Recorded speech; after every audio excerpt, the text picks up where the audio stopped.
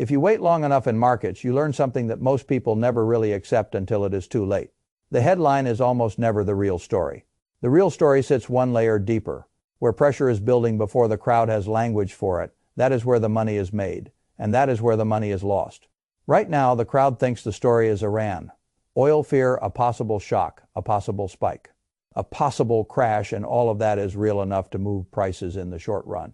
But that is not the real story I care about. The real story is what happens when an external shock hits a system that was already fragile, already power hungry, already inflation sensitive, and already dependent on a small group of businesses that the modern economy can no longer function without. That is where history gets made. I have seen this movie under different names for a very long time. The names change, the mechanics do not. One decade it is a banking panic, another decade it is an oil embargo, then it is inflation, then it is a technology crash, then it is a housing collapse, then it is a pandemic, then it is a war. The cause changes, human behavior does not. Capital allocation does not. The great transfer from weak hands to patient hands does not. The public always thinks the opportunity begins when the news becomes loud. It usually begins earlier than that. And the public always thinks the opportunity is in the obvious. First order trade, buy the thing that is spiking. Buy the commodity that is scaring everyone. Buy the defensive name everybody can explain at a dinner table. That is usually where the easy story lives. Easy stories are expensive stories. When fear enters the system through oil, transport costs rise, production costs rise, inflation expectations rise, and monetary flexibility collapses. Right when the economy most wants relief. That is why oil shocks are so dangerous. They do not merely make gasoline more expensive. They poison the whole operating environment. They squeeze households. They squeeze smaller companies. And they force central banks into the ugliest corner in macroeconomics, where growth weakens while inflation refuses to behave. That is the kind of environment where weak businesses get exposed very quickly. A weak business can survive high rates for a while. A weak business can survive input inflation for a while. A weak business can survive temporary demand softness for a while. But when all three begin pressing on the same balance sheet at the same time, the illusion ends. This is why I do not spend my time asking whether the next shock will be dramatic. I assume at some point it will be. My real question is simpler. When the shock arrives, which businesses become more essential, not less? That is the question that builds fortunes. In every panic, people say the same foolish thing. They say everything is risky. Now, that is not true. Panic does not make everything equally risky. Panic separates one kind of asset from another. It reveals which businesses were luxuries in disguise and which businesses had become structural necessities. And in the decade ahead, I believe there are only a few categories that sit at the center of that structural necessity. The first is power. If the modern economy is turning into a machine that runs on computation, then computation runs on electricity. And electricity now has to be reliable in a way the old grid was never designed to deliver. That pressure was building before any Middle East scare. It was building before the latest inflation anxiety. Artificial intelligence did not create the need for resilient power, but it accelerated it violently. Data centers do not care that policymakers are arguing. Cooling systems do not care that oil is spiking. Industrial automation does not pause because the market feels nervous. The digital economy still wants power. In some cases, it wants dramatically more of it. That is why I think the real energy opportunity is not the headline trade. Everybody can see. It is not chasing raw cyclicality for a few dramatic quarters and pretending that is a 10-year wealth plan. I am much more interested in the businesses that help the world produce, distribute, stabilize, cool, or localize power in an environment where reliability has become a premium product. Those are not glamour stories. They are better than glamour stories. They are toll roads. When fear hits, the crowd looks at the commodity. I look at the infrastructure the commodity shock makes more valuable. I look at the machinery, the systems, the picks and shovels, the layers of the stack that remain necessary whether prices are calm or chaotic. That is a much better place to build wealth than simply trying to guess how long a commodity squeeze will last. The second category is memory. Most investors still talk about artificial intelligence as if the whole story begins and ends with chips. That is yesterday's level of understanding. Once a technology wave matures, the bottleneck moves. First, the world panics about compute. Then it discovers it needs networking. Then it discovers it needs cooling. Then it discovers it needs power. Then it discovers it needs memory. Then it discovers it needs orchestration, monitoring, security, and the real-world systems that make all of it economically useful. That is how large cycles work. They advance by bottleneck. And memory is one of those bottlenecks that looks boring until it becomes expensive. As AI systems grow more complex, they need more context, more bandwidth, more retrieval, more state, more persistence. In plain English, they need the ability to hold and move far more information far more quickly than the old stack was built to handle. That is not a passing fad. That is the architecture of the next phase. When demand outruns supply in a commodity business, I usually get cautious. When demand outruns supply in a strategically necessary layer of a supercycle, I get interested because the important question is not whether one quarter will be strong.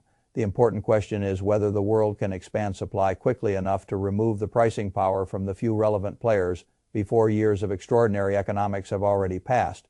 That is where serious money gets made. The third category is production. People talk about innovation as if it is magic. It is not magic. It is manufacturing, design software, machine tools, foundries, supply chains, packaging, connectivity, and 1,000 invisible constraints that sit between an idea and a product. The market loves to worship the most visible consumer. Facing winner in a cycle, I prefer the businesses that make the whole cycle possible. The crowd wants the hero, I want the infrastructure behind the hero. If the world is going to reindustrialize around AI, automation, electrification, defense resilience, and domestic supply chain security, then productive capacity becomes a scarce asset. Not theoretical capacity, real capacity. The ability to design the system, fabricate the components, move the signal, cool the machine, and keep the chain running while politics and inflation try to break it. That is why I do not need a calm world to own the right production businesses. A chaotic world can make them more important. The fourth category is decision advantage. This one matters more than most investors realize. In calm environments, mediocre management can hide inside momentum. In chaotic environments, decision quality becomes visible. The businesses that help enterprises and governments see clearly, move faster, model risk better, automate more intelligently, and protect critical systems become disproportionately valuable when uncertainty rises. That is because chaos does something brutal to organizations. It taxes every weak process at the same time. If your supply chain is fragile, chaos exposes it. If your logistics system is blind, chaos exposes it. If your cybersecurity is soft, chaos exposes it. If your management team is slow, chaos exposes it. If your data architecture is fragmented, chaos exposes it. And once that exposure happens, spending that once looked optional suddenly becomes mission critical. This is one of the most underappreciated mechanisms in investing. A crisis does not only destroy demand, it can also reprioritize demand. That is where the best businesses gain strength. They stop being compared with normal software budgets or normal operating budgets. They move into a different category inside the customer S mind. They become part of the customer S survival protocol. That is a wonderful place to own equity. Now, whenever I explain this framework, somebody says, why not just sit in cash and wait for the smoke to clear? Because cash feels safe in nominal terms and bleeds you to death in real terms.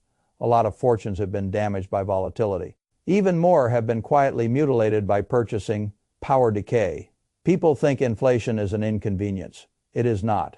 It is a silent confiscation system. It punishes passivity, it punishes indecision, it punishes the person who thinks standing still is the same as staying safe.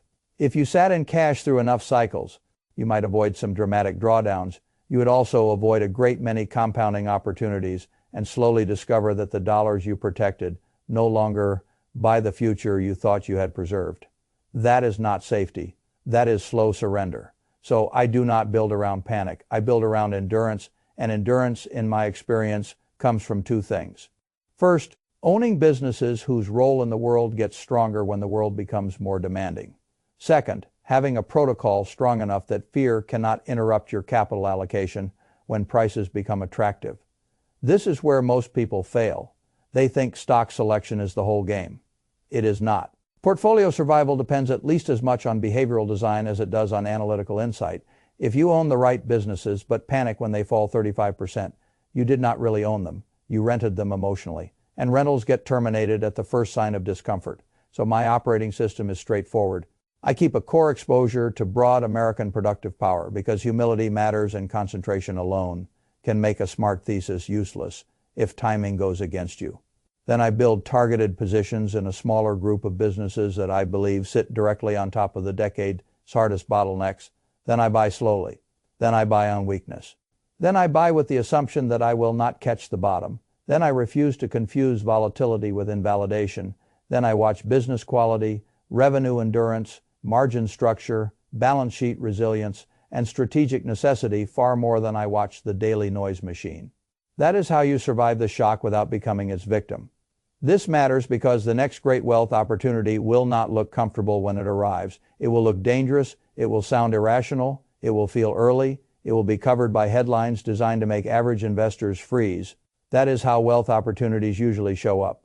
People love to talk about buying when there is blood in the streets, but very few mean it.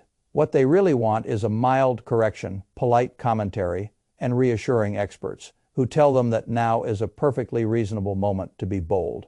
That is not how great entries work. Great entries usually require one identity flip. You must stop seeing yourself as a spectator of headlines and start seeing yourself as an allocator of future productive capacity. That one change in identity matters enormously. The spectator asks, "What is the market doing to me?" The allocator asks, "Which future cash?" Generating machines are temporarily on sale because other people cannot regulate their emotions. Those are two completely different people. Only one of them gets rich consistently. And let me be even more direct. The point is not to buy anything with a strong story. The point is not to buy whatever fell the most. The point is not to build a portfolio around adrenaline.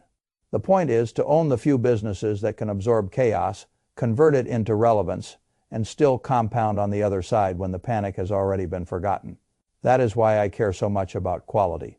In the long run, the market follows economics, not perfectly every month, not elegantly every quarter, but over years it follows economics. Revenue depth matters, margin expansion matters, balance sheet strength matters, the ability to remain necessary matters, the capacity to keep raising productive output while weaker competitors stumble matters. Noise can detach prices from business value for a while. It cannot do it forever. Eventually, the scoreboard catches up. So when I think about what history is about to make, I do not think about a single war headline or a single oil spike or a single panic week. I think about a transfer. I think about capital moving from weak businesses to strong ones. I think about money moving from frightened holders to patient owners. I think about the public learning again in the harshest possible way. That inflation hurts more than crashes if you do not own productive assets. I think about a decade in which power, memory production, and decision advantage become more valuable than they already look. And I think about the fact that very few people will act on that understanding when prices become truly uncomfortable. That is why the opportunity can be so large. Not because the facts are hidden, because discipline is rare. So here is the protocol I would want you to remember. Do not build your future around the most dramatic first-order trade. Build it around the scarce systems. The future cannot run without. Do not try to predict the exact day chaos arrives. Prepare for the fact that it always arrives. Do not wait for emotional comfort before you begin buying. Comfort usually returns after the price has already moved. Do not mistake cash for safety over long stretches of inflation. Safety comes from productive ownership and sound behavior. And do not ask whether the next shock will create losers. Of course it will. Ask instead which businesses become even more indispensable because the shock revealed what the world cannot function without. That is where the asymmetry lives. That is where the decade's last great opportunity usually hides. And that is where I want to be when everybody else is still staring at the headline.